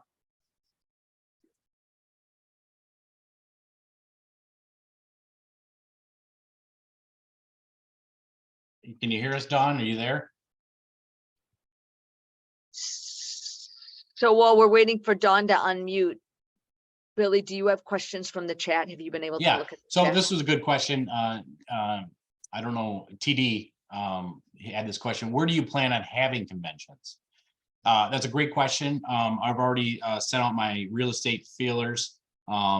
We already have quite a bit of different venues available to us in the short term if we need to lease. But in the long term, if we can create this infrastructure program with the guidance of the delegates, we're looking somewhere central / northern Michigan, away from the hustle and bustle of Lansing, where the infrastructure and the land is conducive to not only to a state party, but also to wedding venues, business venues, and somewhere where people like would travel to have an event at. So we've been told anywhere north of Clare. I mean, we have about 8 different counties that we're looking at that not only helps centralize Michigan so the UP doesn't feel like it has to travel 8 decades, and that lower Michigan doesn't feel like it has to drive through the masses, but also which makes good fiscal responsibility and creates a generous amount of revenue in a short period of time. So it's a great question. There was another one. Are you anticipating a friendly turnover MIGOP assets, list, information, and physical items? With all due respect, the only thing they have is lists. We had a meeting December 13th with all the chairs, and they told us that Ron's building is in a trust. It cannot be sold. And if you choose to use it for your headquarters, you're looking at about $500,000 infrastructure to keep it up and running, utilities, property taxes, and rent. I said, pass. That doesn't even sound fun. The place is a dump. And I have a dad that's been really gracious to me, and I have my own building. So thank you, but no thank you. But they did say that it will be an easy transition. And I think we have a 20-day turnaround where we all work together, and they show us the ins and outs. So I don't see it being a problem. There's a lot of people that are ready and tired and are ready to walk away. And they're burned out, and they know their goose is cooked. So it is. Jeff, I think you have another question.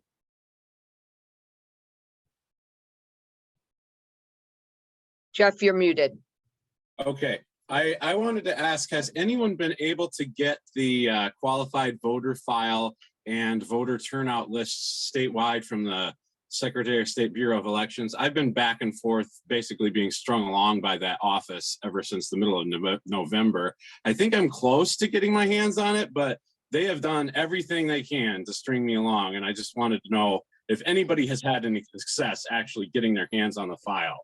But of course, Jeff, we already have it. It's already being analyzed We have a bunch of data work already done. Our data team is actually adding in things like who voted absentee and comparing it with what the qualified voter file says and what the counties say.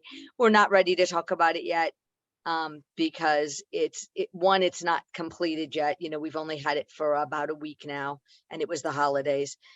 Two, we have an agreement with some constitutional sheriffs that we don't release any data to the public until they have a chance to go through everything that we found and determine if they have the opportunity to do search warrants, other kinds of warrants, criminal investigation, et cetera. So sometimes getting our data released to the public is a bit delayed, but that's because we're trying to do the right thing and work with law enforcement to give them the chance to execute whatever they need to execute before the data goes out to the public and the public cleans it, or the people in charge clean it. So. Great question. Thanks, Jeff. Dawn said her mic isn't working. So she says, how do we clean the qualified voter rolls? Boy, we are really getting into next week's stuff already. People are eager. Hey, I told you, people, you don't care about the money. So we've been buying the qualified voter roll for really since November of 2020, December of 2020. We have all of that history. And honestly, if you look at the qualified voter file in a slice of time, you really don't notice the differences. But we do know that, for example, they've had 4 million voter history records that have changed. We know that they're adding people in and pulling people out. We've seen it. We have a program called Boots on the Ground, where in the local areas, we're working directly with the local clerks to try to clean the qualified voter file, because we know if we can get engagement from the clerks, because they're responsible for it, that they don't want it to be a mess. And when we show them what we're finding and we get to sit down with them one-on-one, even when they're often defensive that there's nothing wrong, and they see the data, they're like, oh, maybe I'm wrong. How did this happen? Because, you know, we've had clerks say, hey, I removed that voter from the file. And why are they back? And they're popping back in. But we have the Boots on the Ground project. Anybody who wants to work on those things, you can go to electionintegrityforce.com, electionintegrityforce.com, and sign up and become part of that team, because we need a lot of help. You know, we needed thousands of volunteers to be poll challengers, to be recount poll watchers, etc. So the more people we have, the better. Okay, Mark, your turn. Before Mark goes, I've, Dawn, if that didn't answer your question, you have more, drop it in the chat. Go ahead, Mark. Sorry. Thanks, Sandy. Thanks, Billy. The first thing is, lost my train of thought. I'm sorry. I found 93 names in my township that were removed on the December list from Tammy Carlone that she provided me access to, and then were added back in the following March. I sent it to our clerk's office, and the response was, since we don't know where you got the data from, we can't comment. And the other thing I noticed was we don't keep, it's difficult to get from the clerk the voter files on a specific day, Yes. unless you ask for it ahead of time. Can't get it on a specific day. Generally the qualified voter file, we're only able to get once a month. And we know that that's a huge problem, because we know that they can give it to us on November 1st. They add a whole bunch of people in, those people vote, and then they pull them back out before we see the file again. And they manipulate the data. Remember, 4 million voter history records changed. So then they manipulate the data to someone else who they know at that point didn't vote. And since the envelopes are separated at that point from the ballots, they can manipulate the data. So and I agree with you, but they cannot. They're supposed to save the envelopes. They do save the envelopes, and but because you can go, if you find erroneous envelopes, then you can claim that the vote was inaccurate, can't you? yes, but what vote is inaccurate? Well, we don't know And because we don't know because it was separated, Correct. that That's means the there was problem. fraud. Yes, that's the problem. Just like, I mean, in the recount, we had one county that had more errors in that one county than based on the Obama HAVA laws, Help America Vote Act laws. We had one county that had more errors than were allowed in the entire state based on the Okay. requirements in HAVA. So yeah, what you're saying is very true.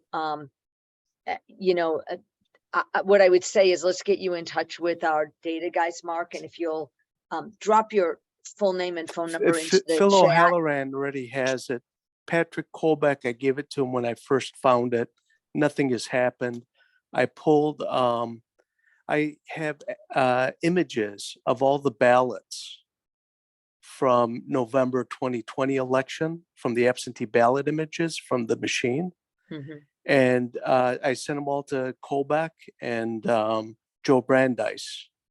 Okay, And from nothing MC4, happened. Nothing Yeah. happened with it.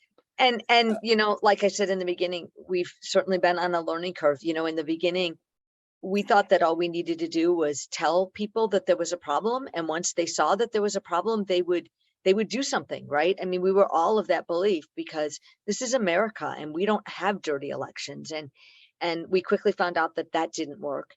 And then And yeah, and everyone wants to protect their image Right. on who they are.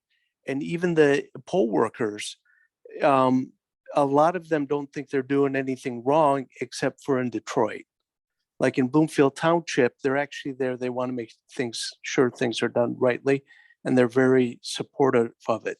In Detroit, when I was down in August in the Detroit polls, those poll workers didn't care.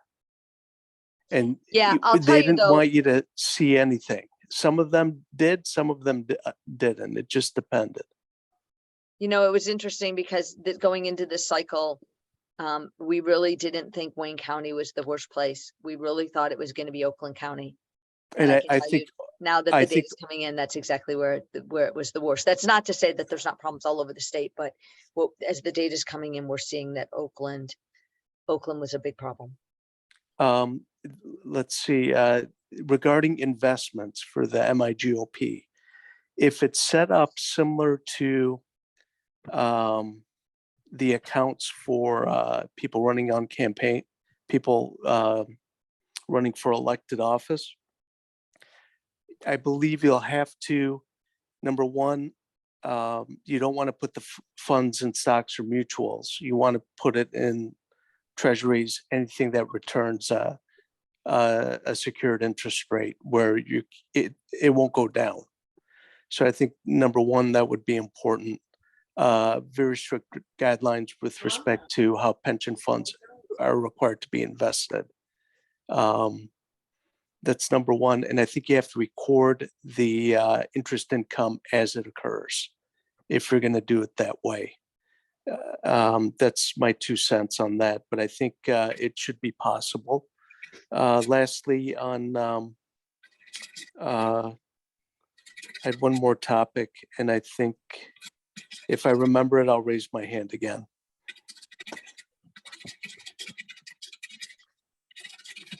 All Thanks, right. Mark. Billy, do you have? Yeah, there's a couple things in here. Yeah, now constitutional sheriffs. That's going to be very, very important this coming up 2024. That's one of the things that we can control at the county level. And like I'm watching the chats. Yes, our judicial system and our county districts is super important for us to take back so we can start prosecuting at the county level these discrepancies in the campaign finance that everybody's taking severe advantage of. And also too, the people that are the clerks that are not doing their job to the full aspects of their capabilities that we hired them to do. So yeah, in Tuscola County alone, we know we're going to be doing that in 2024. But you know, that's you're completely 100%. They're their first line of defense. And that's why you have to have good ones. I think Michelle has a question, and I think Jeff, your mic is still on, and it sounds like there's a squirrel scratching at a tree. I can mute him. All right, Michelle, do you have a question? Hi, yeah, Billy and Sandy, first of all, thank you so much for these Zooms. We really appreciate them. Yeah, no problem. My question is, and I had put this in the chat too, so if you see it, just ignore it. With regard to the face-to-face meetings that you talked about, which I thought was great between legislators and constituents at all levels.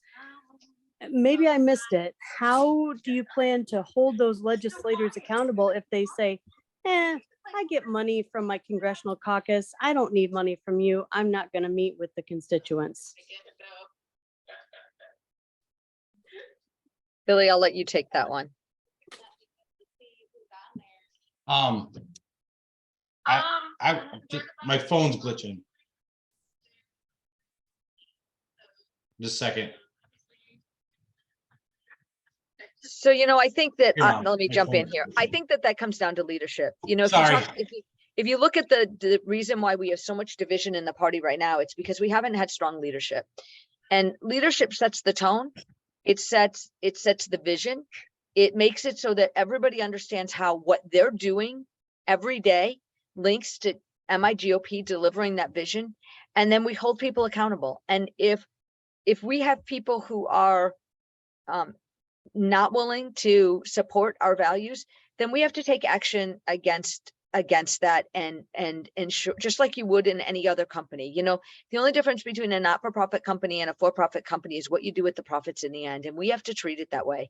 And our elected officials, they're employees just like all of us are for the company, and so we have to hold all of our employees accountable to do what the right thing is. And there's, just like in a regular company, there's ways to hold them accountable. And if we have to primary somebody and make sure that we support that primary candidate fully so that they can win over someone who's saying that they don't want to play with us, then we'll have to find a way to do that. Billy, you're muted. Sorry. And that's how we're going to get rid of the rhinos. And I do apologize. My daughters just got home from softball practice and I wanted to make sure I gave them a hug and a kiss. So family's awesome. Emily has a great question. And actually Sandy and I talked about this on the way home yesterday from Wayne County. We were in Wayne County and we spoke. If you have a chance to watch it, go to our Facebook and watch it. It was a really, really fun event. We talked about a bunch of topics, but I'm rambling again. How do we secure the February state convention election to be sure no fraud and our vote counts for our chair? If we don't get Billy and Sandy, nothing changes. Emily, you're exactly, that's a great question. We did talk about this on the way home, so you kind of beat us to the punch. We are, God willing, we'll have it done by tomorrow, but we are signing a resolution to do exactly what we did in April. The Unity for MRP program for counting our votes was awesome. And that is one of the things that I was talking about with Sandy today is I really despise hypocrisy. We say we don't want Dominion machines, but yet we'll bring them into our convention and have the machines run our convention so we can go home early.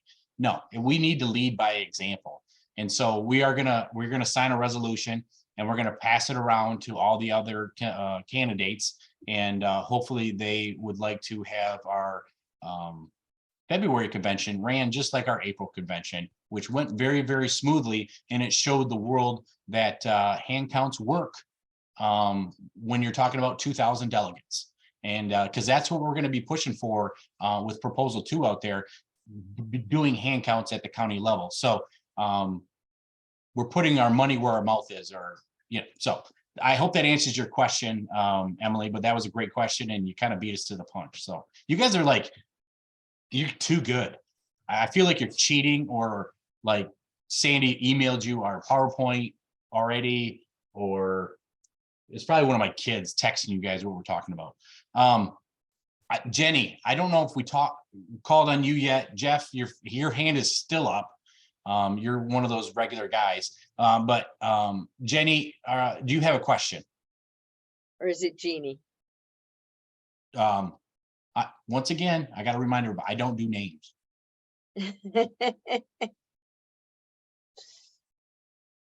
While we're waiting for her, there's another question. How do we? Sorry.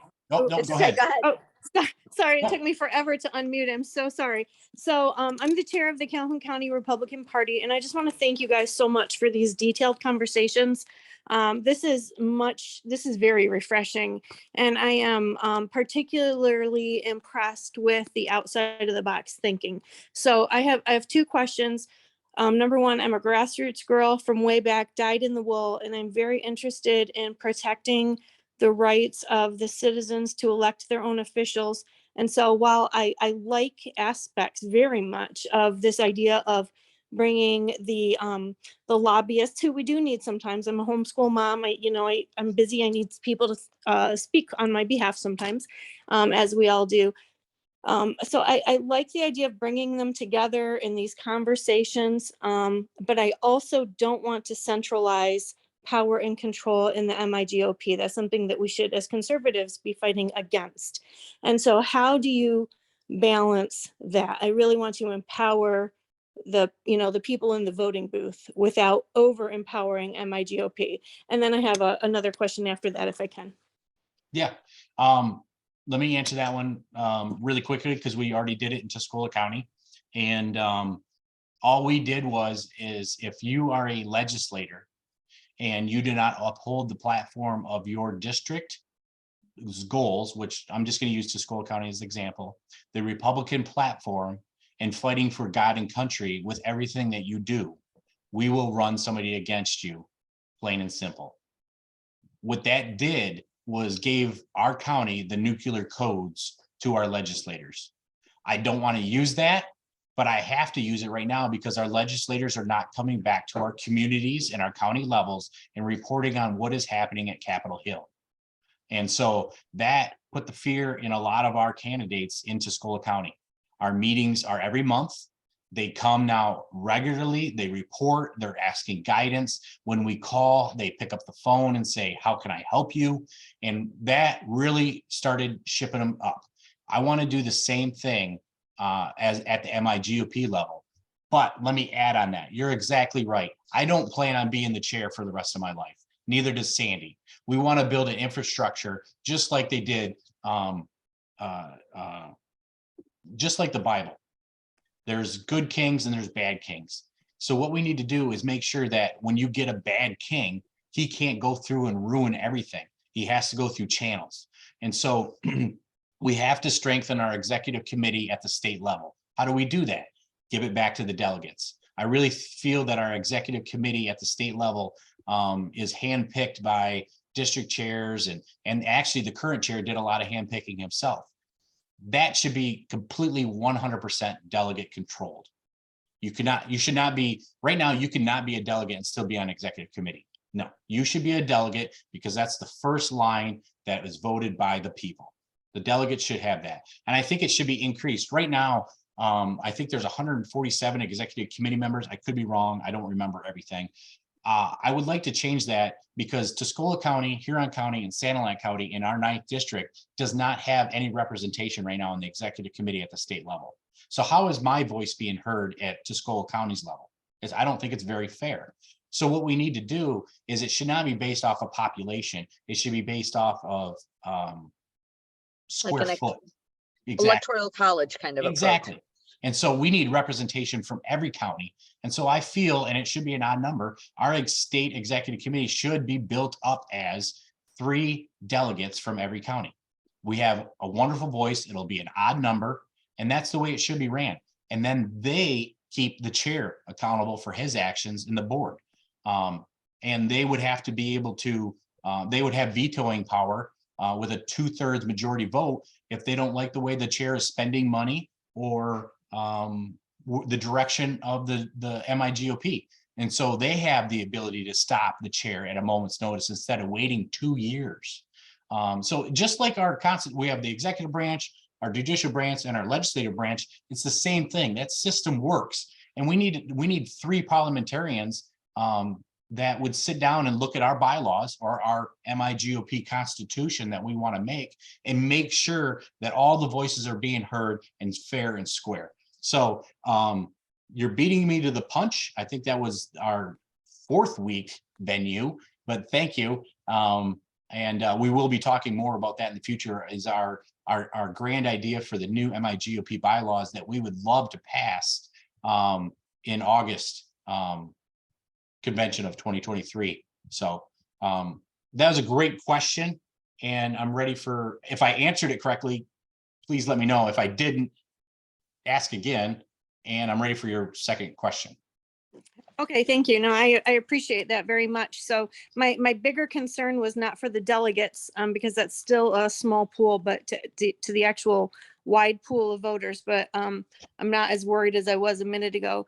The other question I have is just about campaign finance. And I know that you've talked a little bit about this, but I really would encourage you both to get second, third, and fourth opinions from a variety of lawyers. There were just a lot, as much as I love the ideas I heard for raising revenue, there are just a lot of screaming red flags. I work in a clerk's office as well. And so this is kind of what I do.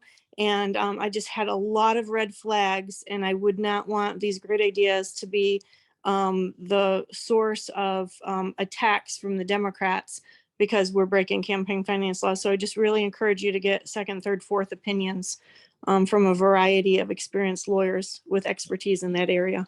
Amen. And not only do I agree with you, but we have already vetted some of these things out. We've already put them in play in Tuscola County. But you're exactly right. And these things that we will put into play, we're not going to do alone. When we have these revenue streams ready, we're going to explain it to everybody, so it's not just blindsided, and get everybody's 10 cents on it. So Jeannie, or Jenny, I'm sorry. Jeannie. And I think it's Jeannie, I love you, and you're exactly correct. And Thank Wise you. Men Seek Counsel. And Thank you. no, we're going to triple, quadruple check, because we're not going to be, we're going to be on the offense. We don't have time for defense. And so I don't want the Democrats coming into my house and scrutinizing my books when I'm ready to light the fire under their pants. So you're exactly right. And thank you for the concern. Thank you. And I would also add to that is that, these are our ideas, and just like any idea, they get revised and improved. And, the big thing we want you guys to take away tonight is we are thinking outside the box. We are not going to come to you begging and saying, open your wallet, donate more, give more. Well, we're going to do that too. We're going to ask for donations, but we're going to come up with a way to make this the business that it's supposed to be. Yep. And that's the products that we need to have with the candidates that are energizing. And we're going to try to take out all the corruption. Amen. And to your other question, Jeannie, on, how do we not turn into where we have everything happening that the voters don't get control. One of the ways to make that happen is through true transparency. And we don't have that today. We have no idea where this money came from, where it was given, who was paid off, whose pockets are being lined. And that stuff needs to stop. And just by that stuff stopping, it's going to give the power more back to the people. Amen. Amen. And that's why I was excited about that last slide, is because we're the only team that not only can generate revenue without the donors, but we're also going to use the donors. We have a donors list. I have a quite an extensive one that covers the whole United States. And we're going to use that. And then we're going to go through and do what we did in Huron County. I was the treasurer for Huron County. And what we did was we reinvigorated our base. We had donators in Huron County that never donated in the last 2 to 3 elections. And we sent them a letter that said, we need you back. What can we do? What happened? Why did we lose you? And not only did we increase our membership, but we brought fresh ideas. And some people left because they got busy with life and forgot about us. And so sometimes you need a friendly reminder that you're in this for the long haul. So we're going to revitalize not only our old donors in Michigan, but get new ones too. So. And I would throw it out to you guys. How many of you have stopped donating to the party because you don't trust what's going on? And now instead of donating to the party, you may donate to a candidate. And I bet a lot of people, and you guys are much more tied in to what's really going on than just the guy down the street that you're representing. But how many of your neighbors have no idea that when they give a candidate money, that a bunch of that money is being wasted and thrown down the drain because they're being forced to use suppliers that are overcharging them? And you know, how many of our constituents know that that's what's happening? You're Yeah, talking about. you're exactly right. And can you hit the mute one more time, Sandy? Yeah. Was Sandy forced to buy a flyer? Oh, is it over? Nope. Try it again, Sandy. Awesome. All right, I'm I back. heard that question, was I forced to buy a flyer? No, but when you get involved in this as a candidate, you don't necessarily know all the good ways to get things done. And the MIGOP, when you want to get their funding, they want you to use their suppliers. Yep. And they'll throttle back your funding if you don't use their suppliers. So if you want to use some of their money, you have to play by the rules of their suppliers. And those suppliers, I found when I was doing things, were much more expensive than other suppliers. Yep. One more question. This was directed to me, but I like to be transparent. It says, this one's from Jeff again. You can put your hand down. Billy, has Ron Weisner said anything to your knowledge regarding the plan on how to pay back the 2.3 million in MIGOP debt that was reported on the 11/28/22 campaign finance report? I heard rumors that he promised to pay it off. I sure hope that's true.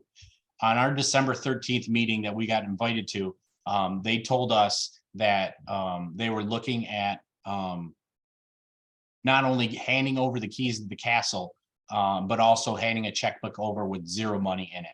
They were very transparent about that.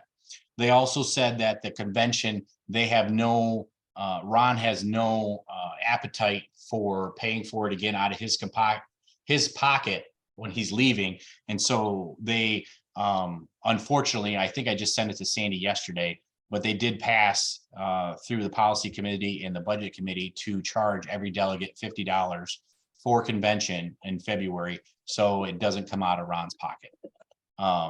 So I think you'll see an email in that very soon. They're finalizing that, and Ron has approved that to pay for convention here in February. But March 1st, there will be $0 and zero debt is what we've been promised. And so will I hold my breath? I pray, but it is what it is. That's better than what I've been hearing. So I'll believe it when I see it. So that was a great question, Jeff. Thank you. Christy said you spoke about unity coming in the process. I may miss it, but is it an action plan now to get this place February? Yes, Christy. Sandy and I just literally talked about it last night on the way home from Wayne County. And we're going to be signing a resolution that we're going to pass around to all the chair candidates that we suggest that we run convention, just like we did for Matt and Christina in April. The Unity for MRP did a wonderful job, and we would continue to do that because I really despise hypocrisy. And so if we're going to be teaching our counties to do hand counts, we should be doing it at our own conventions. So yes, that's a yes. And yes, Jeannie, the recording will be made available on our website. I don't know when, but when my kids get it done. Christy, your hand's up. I think you have a fresh question. Kind of a follow-up to the Unity for MRP. When we used that in April, there was a huge email campaign. I know I'm emailed every district committee member, much to a lot of their chagrin. I got a lot of nasty feedback from that, even though they're elected to, you know, work for us. But none, I don't see any of that happening. And I think that's a lot of what created also the volunteer base to actually do it with, is those people that were willing to email. Mm-hmm. Are you seeing anything in that vein, or do you think we need it this time, or can we get it activated through other means? I think we're going to need it this time also. You're exact. We know there's some back room. I love all the candidates, don't get me wrong, because we're all brothers and sisters. But when there's millions of dollars involved, you get to see the true colors of people sometimes. And I do not trust job, not one bit. I had a bad experience with his dad in 2008. I had a bad experience with him in 2010. I continue to have a bad experience with him and his whole family, and I know his hands are in the cookie jar. And so he has key candidates that he wants to see win, and he'll do anything by the means necessary to do it. And so the Unity for MRP is my only safe haven if you want a Bill and Sandy chair. And so that's why we're taking this very sad. And it's sad that we have to look over our shoulders in our own party. But Sandy and I are going to sign a resolution. We're going to give it to all the chairs, and we're going to give it to all the delegates that we want a hand count come April to secure the vote of the delegate. That's the only way that I will know that every vote matters, is if we count it by hand. It worked great in April. There's no reason we can't do it. We got to roll fast on that though, because it took a couple of months of pressure to get them to do that in April. Yeah. And no, you're exactly right. And so we should have an answer, God willing, by the end of next week, especially if we get, even if we get a majority of the signatures. I do know quite a bit of the candidates are excited about it. They said, just sign it, we'll sign it. And it is what it is, but they are planning on bringing in the machines. So just so you know. So when you say all the chairs, you're talking all the chair candidates? Correct. There is a few that said, let me think about it. I'm like, okay, now I know. But yeah, it tells us who they are, doesn't it? Yeah, but everybody's pretty much for it. But unfortunately, we all talk. Yeah, we have to. And I'm going to be very transparent with you guys. And you can tell everybody, I've extended the right-handed fellowship to every candidate. I really have. And they all have a unique niche, and they do. But Sandy and I and our team and we have a team about, and it's growing. We're about 40 strong right now, people that are ready to fight and put their boots on the ground and donate their time until we're profitable. We're the only ones that can pull this off. If this was just a one-party problem where we were talking about legislative accountability, pick somebody else. I'm not that guy. I'm the guy that comes in, fixes it, gives it back to the people, and walks away. That's our job. If Ronna Romney's still in chair, I think Sandy and I will take her on after we make Michigan the best it can be. That's my goal. Because if she's there, we're doomed as a nation. You know, we all know that. So I love you guys. Is there any more questions? Just Sandy, do you have any more? I'm good. Next week we'll talk about election integrity. Obviously, here's a good one. I do want to answer this one. Matt says, why would we let Democrats see our finances? It's a great question. Because I'm not afraid. I want them to see it went from 0 to $1 billion. And they're going to say, why are they so successful? That's why.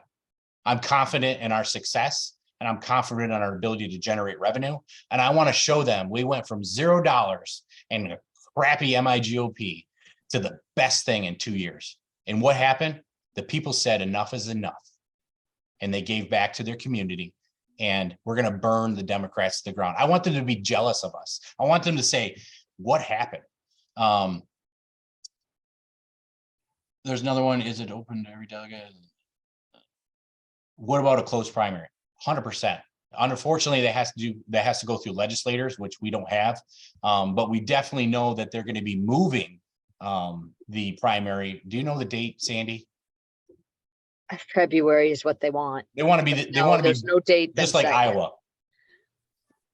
They want us to be first in the nation, and I think that has advantages for us. Mm-hmm. If I was picking, I wouldn't necessarily say first in the nation, but certainly way earlier, because we don't leave our candidates anytime, with when our primary is to actually be in the win. And if you look at the Democrats, they had way less people primaried than we did, because they have other things that they do, like charging candidates before they're even allowed to run as a Democrat. They have to do a big pay to play thing. And so with that, they're able to control. Yeah. Yes, Matt, February in the middle of winter. Yeah, that should help get out the vote. Let's put 8 feet of snow on the ground. But we do need, I really believe the primary should be moved. And like Sandy was saying, less than 20% of the Democrats were even primaried. So from March all the way till November, they were just racking money and getting out votes. They were harvesting. And look at Tudor. She's a prime example. She won the primary in August, she had 30 days to raise more money to get out her absentee ballot vote literature. And so, like I said in the slate or in our PowerPoint, we have to get out of the archaic age in the caveman age of campaigning. We're alive, we're well, we need to get with the times and revitalize and regroup. So Jackie asked, can we get rid of absentee ballots? Oh, how we would love to, but we just passed a bill called Promote the Vote that not only gives us absentee ballot, but it gives us 9 days of early voting and doesn't require any voter ID and doesn't allow anybody to audit the voting system besides the people executing the voting system. So yeah, we would love to see absentee ballots go away unless, there was a, back to what it used to be, reason for absentee voting, because we don't want to take anybody's vote away, but yeah. And it's not the law that we have in Michigan, and we can't change the law that we have because we are not in charge of any of the agendas because we lost all our elections this year. So our only options are ballot proposals. And if we do ballot proposals, they're not going to take effect before the next election because the soonest we could get them in is the next election. You're exactly right. And Meriden Sheridan, she just commented, she's running for grassroots chair again. She said, if we move up, we lose half our national committee delegates. The national convention delegates go from 60 to 30. She's absolutely correct. But like Sandy was saying, it's completely out of our control. And we're legislatively dead in the water. So we kind of have to roll the punches on that one. Mark, do you have another question? Yes, regarding the new voter ID laws, from proposal 2. Yeah.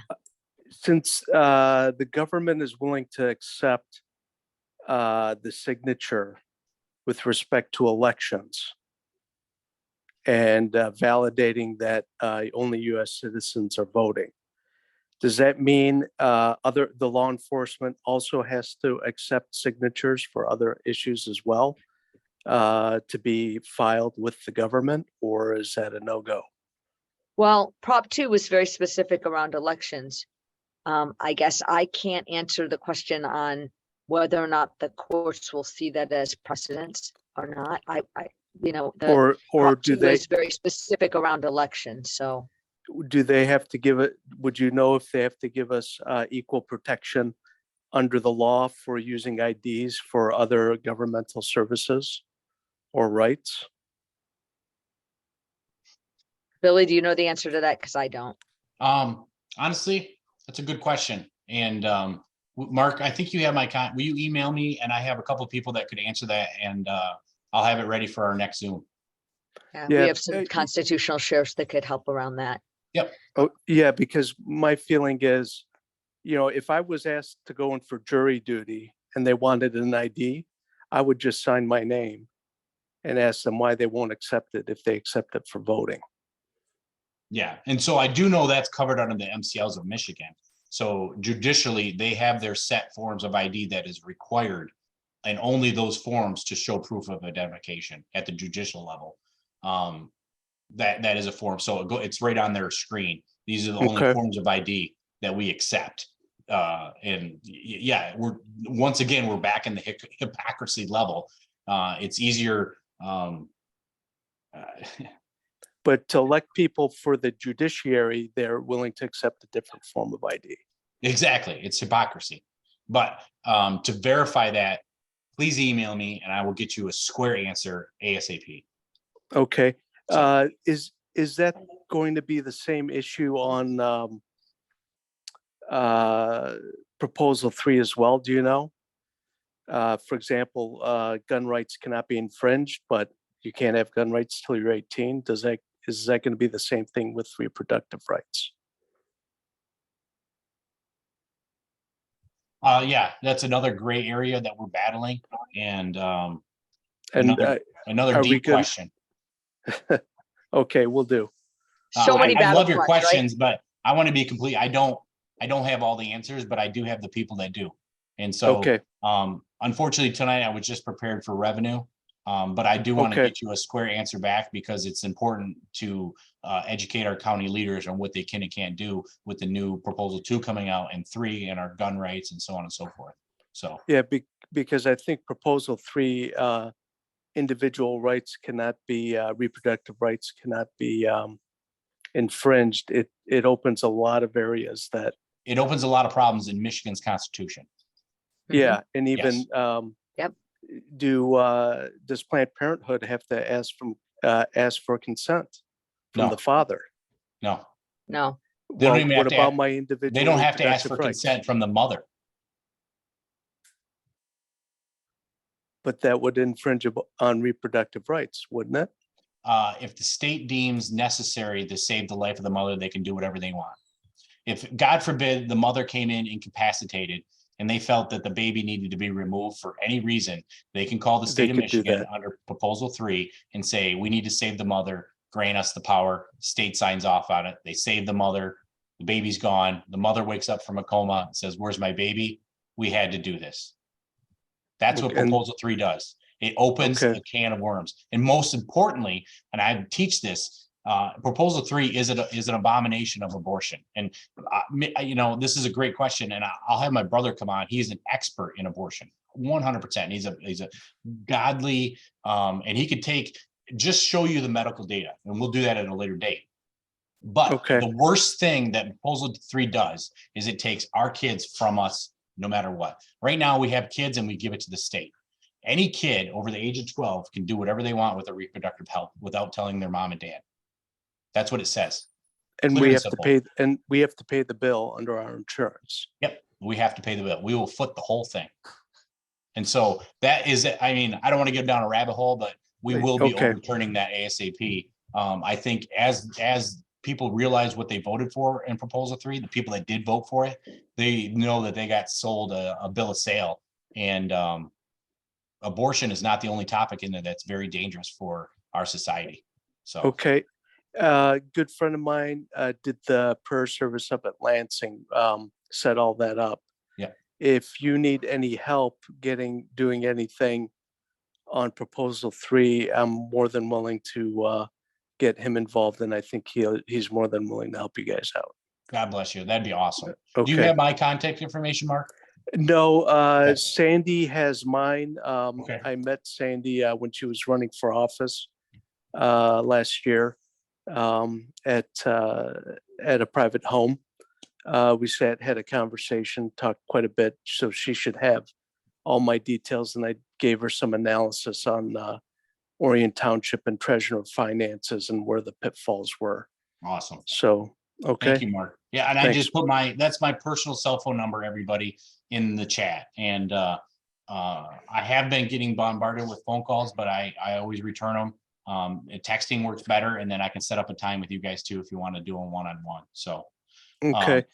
I still have the USB drive with all the ballot images. If you or Sandy can use them, let me know how I can get it to you. wonderful, wonderful. So, Okay. all right, thank you guys so much. We did another wonderful Zoom. Please be patient with us. We're going to download the video and download our PowerPoint so everybody can share it and see our plan of action. And we're always open for suggestions. This is just exactly what we want: open, transparency, and what you guys think we can do to make money too. This is just what Sandy and I are really good at and can get us going really, really quick.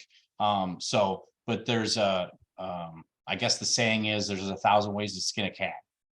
I don't know if that's appropriate right now or not, but I'm not a politician. I just speak from the heart. So if you're a cat lover, I'm sorry, but that's just a cliche. So, God bless you guys. Have a wonderful thanks night. everybody for coming. And we'll see. Matt, you're funny. We'll see you next week.